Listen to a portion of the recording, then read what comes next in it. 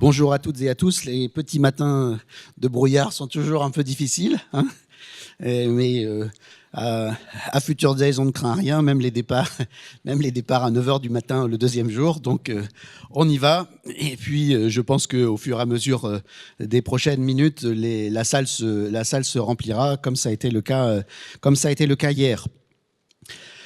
Le mode d'emploi de la journée est le suivant. On va démarrer avec deux interventions importantes pour cette édition des Future Days, celle de Gabriel Lanfranchi, et que je remercie de nous avoir rejoints. Il se présentera, mais je l'introduis en une seconde. Il est directeur du programme urbain du CIPPEC, qui est un des principaux think tanks argentins, indépendant, fondateur d'une initiative intéressante qui est le MIT Metrolab, et puis également initiateur d'un nouveau master à l'Université de Buenos Aires sur les questions de développement métropolitain et co-auteur d'un ouvrage pour moi majeur et auquel j'ai eu le plaisir de contribuer, qui s'appelle Governing the Metropolis, publié il y a un an, et probablement l'ouvrage de référence le plus à jour aujourd'hui à l'échelle internationale sur les enjeux de mutation et de gouvernance des grands territoires métropolitains. Donc ça, on est vraiment très heureux que Gabriel ait répondu à notre invitation, et il sera accompagné, si j'ose dire, pour cette ouverture du professeur Naoyuki Yoshino, qui lui vient de Tokyo, qui est président du T20. Alors, qu'est-ce que c'est le T20 ? Le T20, c'est le groupe d'engagement des universités, instituts de recherche et think tanks auprès du G20. L'année prochaine, on aura une présidence japonaise du G20, pardon, et le professeur Yoshino, qui est directeur général de l'Institut de recherche de la Banque asiatique de développement, sera le président de ce T20. Il va venir nous parler notamment de la vision, on va dire, très avancée et assez originale de financement des infrastructures dont il est porteur et qu'il a développé ces dernières années, qu'il continue à développer. Après ça, nous aurons le plaisir de partager cette scène avec Laurence Monnoyer-Smith, qui vient de nous rejoindre, bonjour, et qui, elle, évoquera la question de la feuille de route nationale de développement durable, et aussi la contribution française aux objectifs de développement durable. Et en particulier, je pense qu'on aura l'occasion d'échanger sur l'un de ces objectifs, peut-être plusieurs, au moins le numéro 11 sur les villes, peut-être le numéro 4 sur les enjeux d'éducation, peut-être le numéro 9 sur les enjeux de recherche et d'innovation. Enfin bref, nous ne manquons ni d'objectifs de développement durable, il y en a 17, ni d'indicateurs, ni de cibles. On poursuivra notre réflexion, on le voit, sur toute une matinée consacrée aux grands enjeux, avec Nicolas Galarza, qui est chercheur à New York University, dans un institut qui est à l'origine d'un des gros travaux aussi à l'échelle internationale, on en a parlé brièvement hier matin avec lui, de mapping des transformations urbaines contemporaines, un Atlas of Global Urban Expansion. Il viendra nous en parler. Et puis Jan Greenberg, qui lui est à Singapour, directeur d'un important programme de recherche sur les questions de smart cities et d'innovation digitale à NTU, l'université Nanyang de Singapour. Et on aura une discussion ensemble sur leurs propos et sur l'accélération de la mise en œuvre des objectifs de développement durable et la manière dont une enceinte de travail comme celle des Future Days et plus généralement comme celle du projet Futur peut contribuer à ces échanges. Après, nous aurons la signature de 2 accords de partenariat très différents l'un de l'autre, très complémentaires et très importants. Le lancement d'un fonds d'amorçage entre Université Paris-Est et le groupe Caisse des dépôts pour soutenir l'innovation. Et puis un accord de partenariat, enfin le renouvellement des vœux, si j'ose dire, entre Université Paris-Est et Amsterdam, avec l'Institut Amsterdam Metropolitan Institute for Advanced Metropolitan Solutions, et au cœur de cet enjeu, une coopération poussée sur un certain nombre de grands projets de recherche multidisciplinaires. Et on vous en dira plus à ce moment-là. avec en particulier un rendez-vous important à Amsterdam au mois d'avril prochain. Ensuite, on embrayera avec la suite et la fin des tables rondes sur les mêmes thèmes, les mêmes grands thèmes qu'hier, l'innovation territoriale, l'innovation digitale. Et cet après-midi, on aura, je dirais, une après-midi consacrée notamment aux enjeux de digitalisation et de modélisation, autour des questions d'énergie, autour des questions de management de data, de big data, et puis avant de clore les travaux avec les responsables d'établissements et quelques éléments de feuille de route pour les prochains mois et pour l'année prochaine. Donc, merci de nous avoir rejoints. On a pris un tout petit peu de retard au lancement. Je pense qu'on le conservera ce matin. On essaiera de gérer les choses.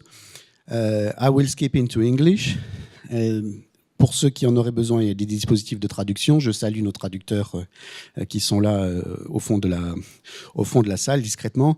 And I invite Gabriel Lanfranchi and Professor Naoyuki Yoshino to now join me on stage. Please. A warm round of applause.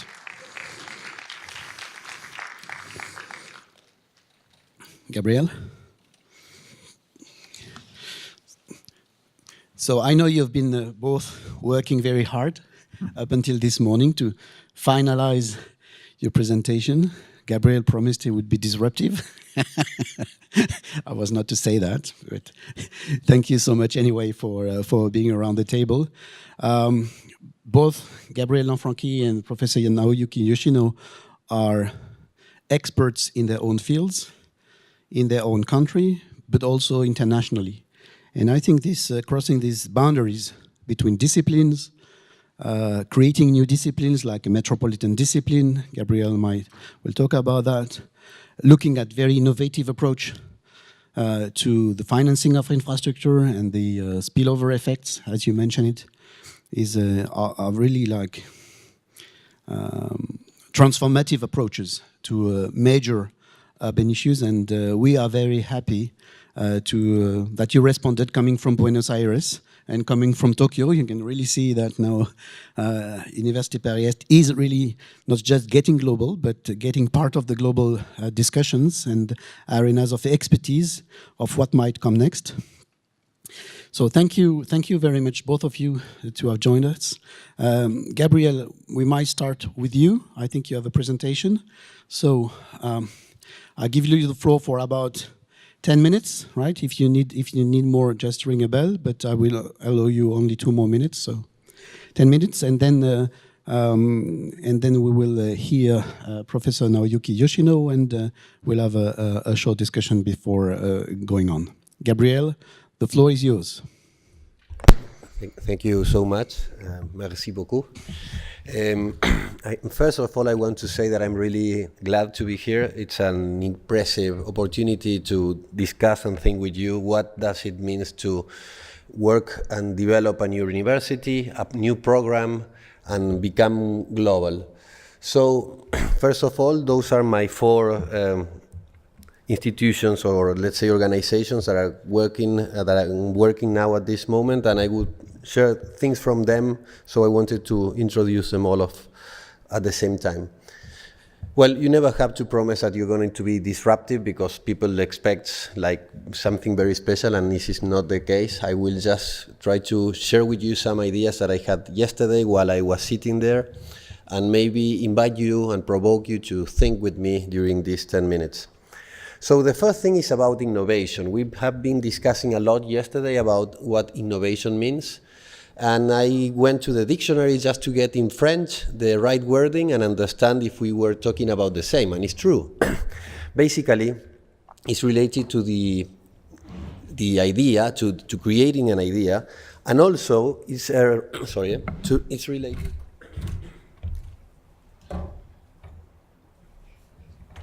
Also, it's related to the need of new methods and the new and changed social issues. So I want to invite you to recap a little bit what we are doing. Yesterday, we had an excellent presentation talking about the creation of an ecosystem to take profit of innovation. So we were listening to this fantastic presentation and receiving ideas. And later on, we have also some feedback from the panel. My question is, what happened in all these minds while we were discussing? We don't really know. And were we creating really an ecosystem or not? So there's a problem in the methods that we are using to create ecosystems that we have to revise. It's not a critic to this event, but in the way we do, and we try to create knowledge. It's very important to have that, because innovation nowadays is ecosystemic. We need to work in teams, multidisciplinary, and to create ideas. So the disruption comes here. I will try to get you, I said I had 15 minutes, so it's going to be in 10 minutes, that you have to create one idea. If you have your telephone on hand or a notebook or something, please try to come out with one idea. We're about 80 people here, so if we have 80 ideas, and if you have the chance to send it to me, to any of those, to my email, to my LinkedIn account, or Twitter, using the hashtag #FutureDays, I will be also ready to share it or to make like a resume, a synthesis of what I've got. So what I'm asking you to think is, why do we need innovation? Why do you think we need innovation to tackle urban issues? And why are we focusing on urban issues?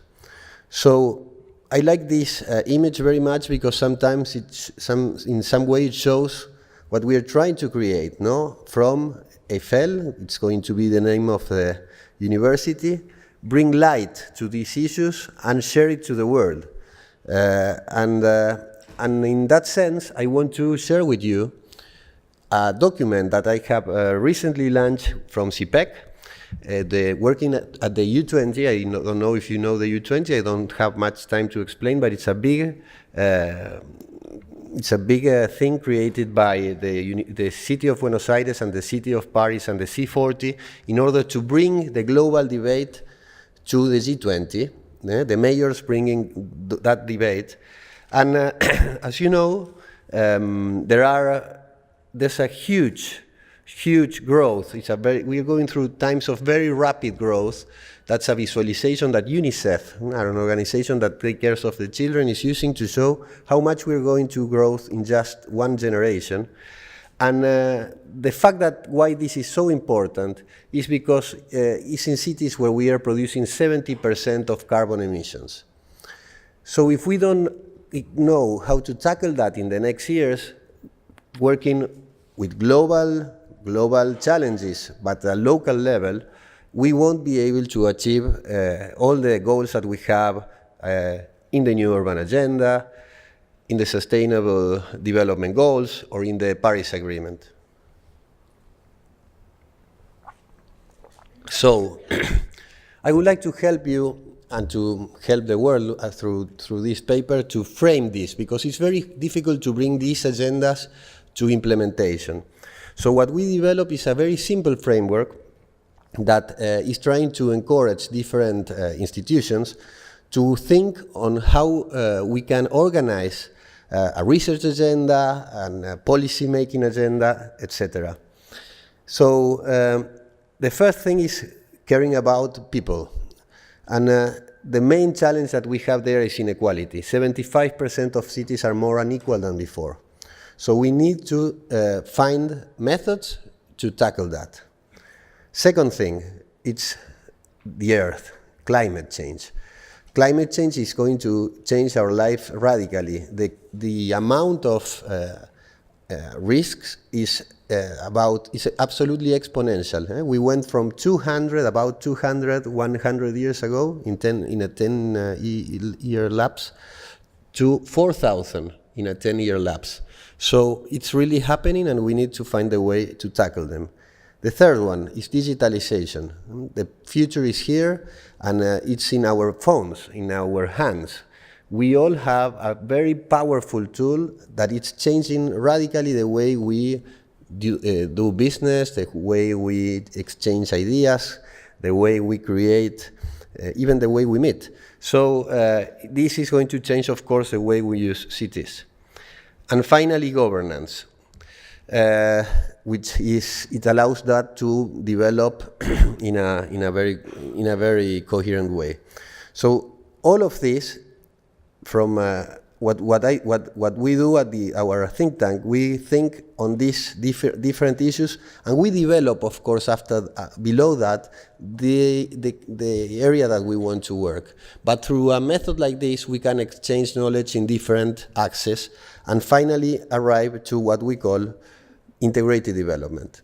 So it's very difficult to develop a project on just one issue today. We need to be thinking on all of them at the same time. Let me give you some examples. First of all, we need evidence, and we need to measure how cities are growing. That's how we created our atlas on Argentine cities that are measuring 33 cities, plot by plot. And this is a one-year work. It's not so difficult, made with 3 people and with no funding at all. We did it alone. So you can see there how this Catamarca city is expanding, and unfortunately what we are checking is that they are expanding faster in terms of surface than in terms of population, about 3 times. And I'm sure Nicolas will mention this with the rest of the world. We can also understand which sort of typology is. Is it an informal settlement? Is it social housing? So with that, we can talk to mayors about all the cities in our countries and try to make them foster the right policy. Second one, we are also working on public policy. We are trying to frame a new regulation for the nation that we are missing. We are also missing regulation for our provinces, which is also hard. So we won't be able to achieve a more compact city if we don't have that. Third one, and this is, we are working with the AFD also as a partner. We are visiting the 40 municipalities of our metropolitan region, 15 million metro region inhabitants, and we are developing indicators and also meetings with the mayors and with different stakeholders in order to understand how resilient the cities are and how are they prepared to face climate change.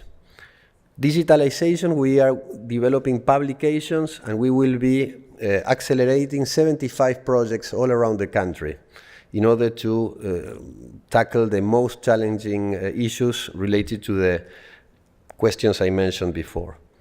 And regarding metropolitan governance, it's true, we have developed, together with 60 people from different parts of the world, this book that I think it will help a lot to move the limits of knowledge further.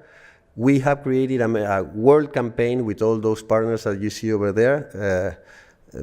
MTPA from France is participating also. And I am participating in 3 different academic projects at MIT, in University of Buenos Aires, and with the Milan Polytechnic on how to create a metropolitan, we call it discipline, but let's say it's a corpus of knowledge that should be expanded.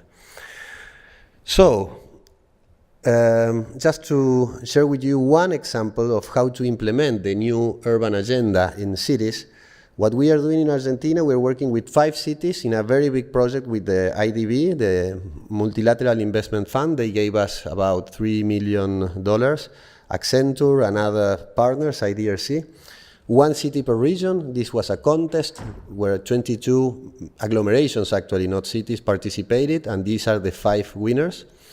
And what we are doing is what we call planificación, which is a mix between planning and action, in terms that we go right from the diagnosis, where we create an ecosystem of 50 stakeholders, and we do interviews to them, and we try to understand how the city it is, to social capital creation, because our hypothesis is that planning is not going to work unless we create.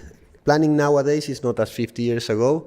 We need to create ecosystems that will sustain the plan and will make possible any cooperation. So to do that, we go into projects. We ask them to create a project together, people from different parties, from different levels of government, from the academy, and also from the public sector and the private sector and NGOs. They work together during 3 months. They get together once a week. with methods that we developed in order to find these projects. Once we have the social capital, then we go to the strategy again. And that's a way we find to enforce something that the law somehow is not asking to these provinces to do. And the results up to now have been really interesting. These are the 5 cities. Here are some pictures on the meetings with the mayors, with the governors, and also with the people, and how we find that. Then it's very simple. It's more a lot hearing a lot, working with the people, and getting in the right path. Here are some numbers of the number of leaders we are participating in every single agglomeration. And this is an example on one result. For example, this is a perception map on where are the, let's say, hotter areas where most of the people agrees that there's a problem. And that's how we start. We go there where everybody thinks that for example, here problems with housing and social development and security and transportation. There's a common agreement that there's a big problem over there, so we start there. We don't go to issues where there's no consensus, because once we have the social capital created, then it's much easier to reach to a consensus. So we develop 2 projects per every city, and we will implement one of those projects. As you can see, in 3 cities we already have chosen which one to implement. In the 2 others we are discussing, and we will have that by the end of the year. So now we are starting 6 months of implementation of this project, but at the same time we are starting to develop the strategic guidelines for integrated development.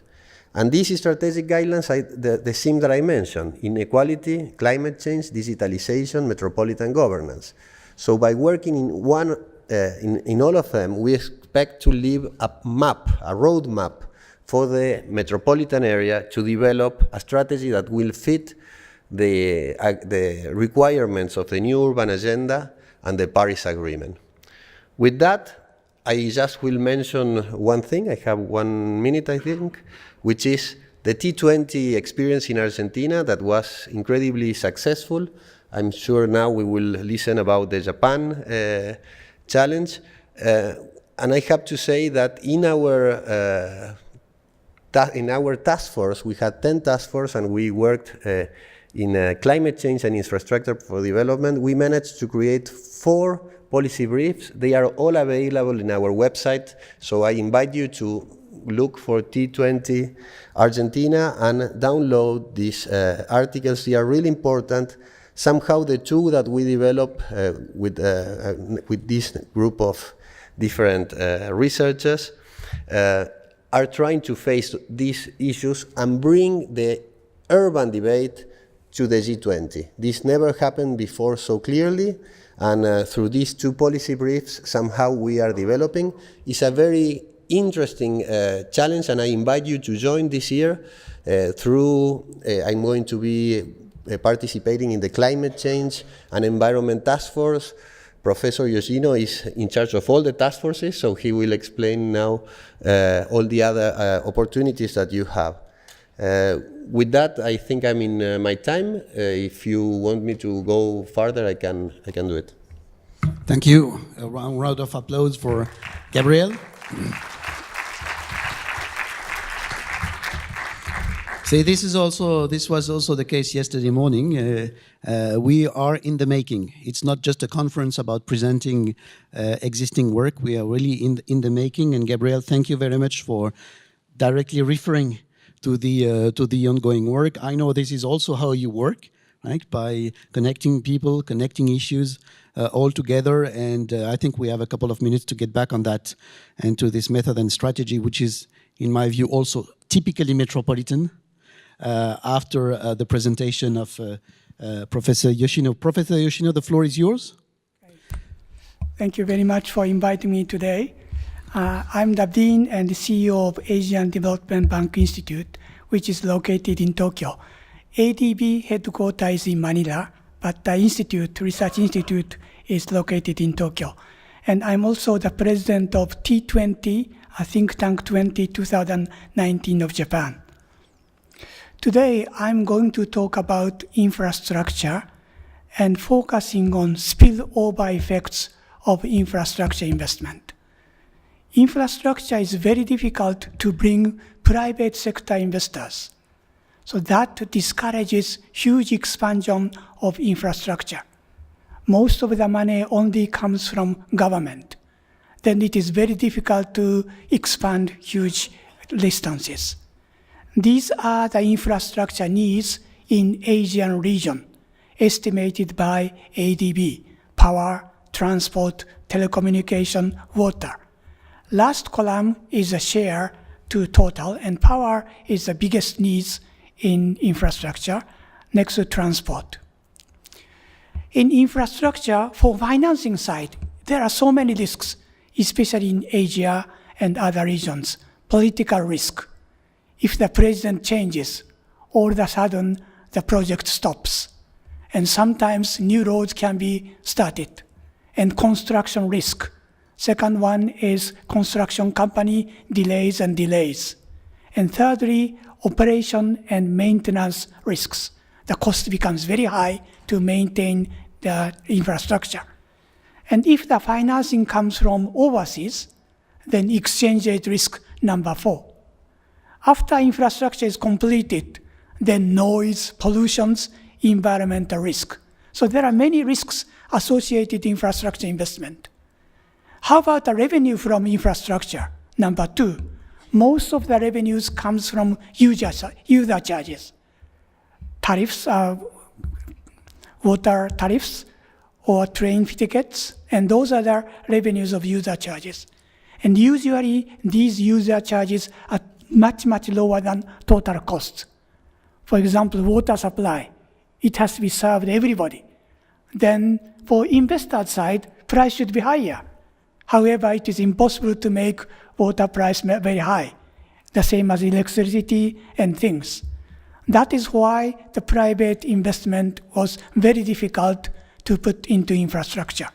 And that delays the expansion of infrastructure investment. From the financing side, who will provide money to infrastructure? One is banks. They prefer safer project and shorter term, between 1 year up to 5 years. Second one is life insurance and pension funds. And they are looking for long-term investment, 10 years, 20 years, 30 years. And third one is infrastructure bond, which I'll explain later. And number 4 is equity investment. So there are a variety of investors for the financing side. Then next, how could we increase the rate of return from infrastructure investment? In the past, as I mentioned, all the infrastructure relied on user charges. Then rate of return were very small.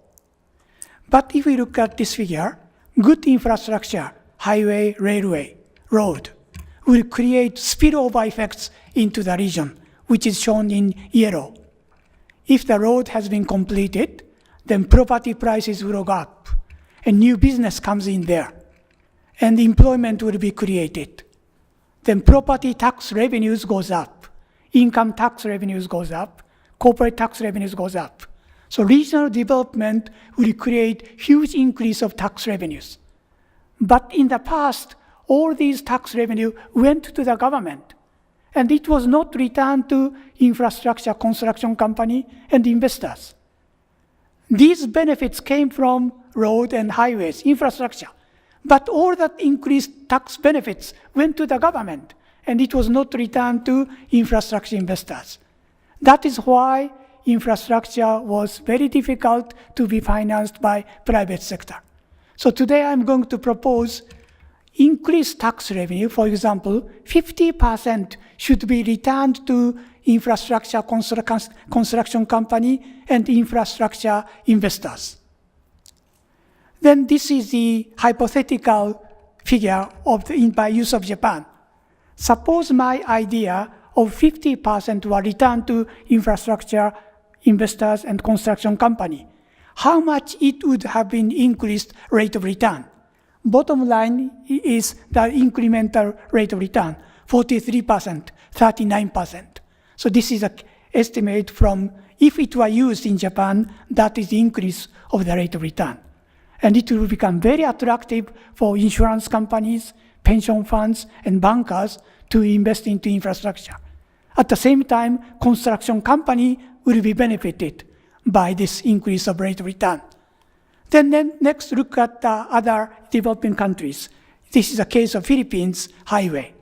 Bottom line is very small number, is Batangas city. And T-2, left-hand side, is before the construction. The red mark, T-1, T0, is under construction. Then it is going on, the yellow part, T+4, fourth year later. If you can see the bottom low, you can see tax revenue increased 1208. Left-hand side is before the construction. Tax revenue was 490. So this means this red line highway created huge impact into the region, and property tax, corporate tax, income tax, all together increased significantly. And if these part of tax revenue can be returned to infrastructure investors, then that will increase the rate of return. And I presented this Manila's case to the Philippines in May. The Minister Dominguez is interested in my idea. So Manila is going to have a railway between New Clark Airport and Manila. And if things goes well, my idea will be used for that in bringing private sector money to infrastructure. So if I diagrammatically shows, blue line in the bottom is the region which has no infrastructure. Then red portion is a region where they have road or railways. Then their tax revenue goes up. And as I said, these increased tax revenue in the past all went to the government. And it was not returned to constructions and investors. But suppose 50% were returned, green dotted line becomes the rate of return for infrastructure. Then this is the last case. User charges used to be the only sources of revenue, especially water supply, road, and railways. User charges are very small, but increased tax revenues are very large for development of the regions. Then part of those tax revenue are returned, then blue dotted line becomes the actual rate of return instead of green line. And that will attract lots of private investors, and construction company will also benefit it. Then next, I looked at Uzbekistan's railway, how much it had developed the region. Industrial output increased 7%, and services sector gained 5%. Even the agriculture sector gained 1% increase of their production. Last case is Japanese high-speed train in southern island. This has increased, the green line is the increased tax revenue. After this high-speed train had been constructed, region had gained a huge increase of tax revenues. Last 2 points are the bond. I'm talking about how to increase the rate of return. Then railway company or highway company can issue bond. And the interest rate on bond will fluctuate based on spillover tax revenue and user charges. If the tax revenue development goes very well, then this interest rate becomes higher. It is called revenue bond or floating bond. That kind of bond can be issued. And 40% can be purchased by government, and 60% can be purchased by private financial institutions. Then they can share 40-60% of the benefits. Last one is we can introduce equity investors into the bottom. Equity investors are looking for the leftover rate of return. So if spillover effects becomes very large, then equity investors gains a lot. Next, in order to increase spillover effects, it is not enough just to constructing road, highways. We have to provide the money to startup businesses and small businesses. Left-hand side is a Cambodian lady who started their own shop along the road. Right-hand side is 40 Vietnamese ladies who started their small restaurants and so on along the station. They could not borrow money from banks. So but they wanted to start their own small business. Japan started hometown investment trust funds, hometown crowdfunding, about 20 years ago. I introduced this idea about 10 years ago in New York. Then American people started to call this crowdfunding. So this crowdfunding was originated in Japan about 20 years ago, hometown investment trust funds. These money come from individuals. Individuals contribute $10, $30, $40, $50 for these ladies to start up. Then about 200 people contribute money. Then these ladies can start their own business. Past experiences in many Asian countries, ladies did much better than men. And that is our experience in what we had in Asia. And then this is another case of the railway station in Japan. Bottom 3 people wanted to have their own restaurant along the station. They are also contributed the money coming from individuals into the region. So trust is very important. We are looking at their honesty and also the diligence and so on. And one more thing we found out, education together with infrastructure create much higher spillover effects. I used 44 country data of United Nations. Then it turns out secondary school education and university education together with road or railway will create much higher spillover effects. Secondary school education will give basic skills, basic knowledge, and university education will provide higher skills, and that contribute more to the spillover effects into the region. Lastly, land acquisition is a headache for many Asian countries.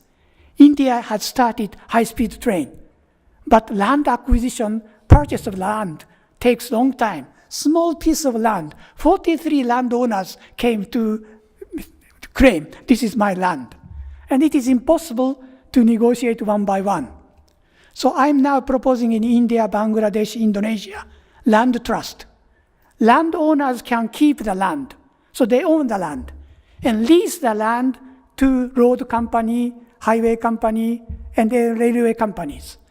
Then these landowners can receive annual rent from these companies. Then trust bank or local government will become the intermediator so that the money can be properly transferred to landowners. This will shorten the land acquisition, and landowners can keep their land. And I hope this method can be used in India and Indonesia. I was in New Delhi last week, and in Indonesian government is interested in, and also Bangladesh Prime Minister's office is interested in to use this land trust mechanism. And these spillover effects are not only affecting to railway highway, but water supply and green energy, solar power. These solar power and green energy can influence to the region, and regional spillover tax revenues goes up. If those revenues are returned to solar power and wind power, and their rate of return will become much higher. And lastly, I would like to talk about T20, Think Tank 20 in Japan. There are 10 task forces, and 7 topics are succeeding from Argentina, and we added 3 new topics in Japan. And economic vector, task force 4, TF4, is infrastructure and financing. And we have looked at the TF7, future of work and education in digital economy. And task force 9 is small and medium-sized SME policy. And last one is aging population. This is quite important in Asia. Japan, Korea, China are facing with aging population. So those are the 10 topics which will be handled in 2019 Japan. So any of you are interested in some of these task forces, please give me your email. Thank you very much.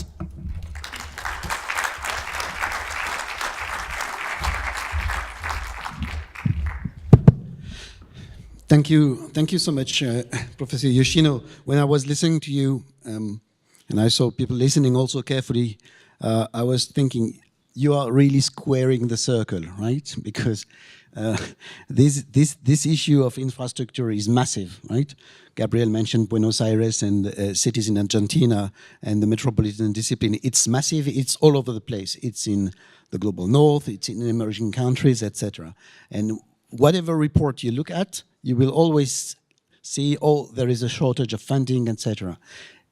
And then next to this, there is also a growing part of the literature saying it's not because you will develop a new road or a toll road or whatever, an energy system, etc., that it will bring benefit to the community. Am I right? And we have also the same discussion right now in Paris with this Grand Paris metro system, and you have seen this massive civil engineering work just close to here. And so connecting very, very different issues, infrastructure, finance, and development on the one hand, and capacity building and building social capital on the other hand, which look like completely different sets of issues, is really an impressive breakthrough that you have shared with us this morning, and I'm very grateful that you managed to make it and also illustrate it with the ongoing work through the T20.